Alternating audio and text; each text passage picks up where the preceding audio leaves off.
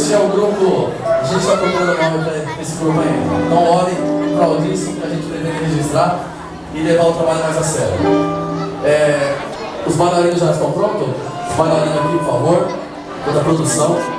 Então a gente vai louvar esse sino aqui. A gente primeiro agradece a oportunidade que o pastor Walter nos deu, de estar aqui louvando o Senhor através do pagode. Então vamos louvar um pagode aí. Esse louvor todo mundo já conhece. Ficou famosa no YouTube aí, mas a gente vai levar no samba. Vamos lá!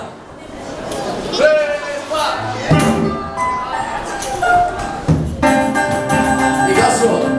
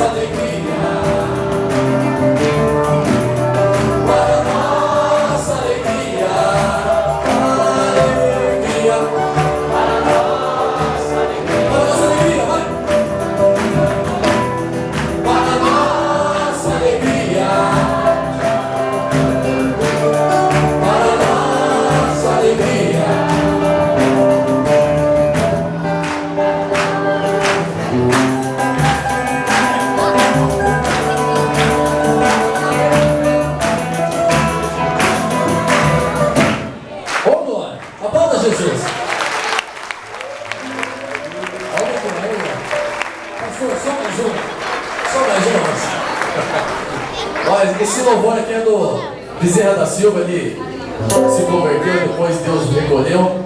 E é uma música muito bonita. É um louvor que fala bastante. Vocês vão aprender. Não sei se está aí no lugar da show. Não colocaram? Os irmãos vão aprender, vai. É bonito, hein?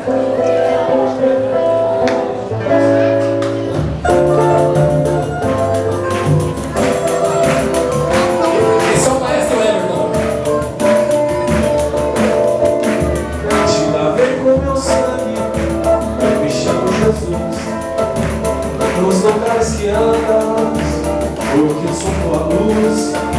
Eu não fosse roubado de juros carinhosos me entregar. Por isso no teu desespero, ó filho de mim, queira se lembrar. Por mais mais que tu sejas um pecador, tirarei meu perdão, porque eu sou teu pastor. Gratidão por tudo que fizeste a mim. São essas palavras sagradas que posso dizer a todos filhos que chame por meu nome toda hora, e eu estarei sempre ao seu lado para aliviar os teus sofrimentos. Naquela cruz eu carreguei os teus pecados. Chame por meu nome toda hora, e eu estarei sempre ao seu lado para aliviar os teus sofrimentos. Naquela cruz eu carreguei os teus pecados, te lavei com meu sangue.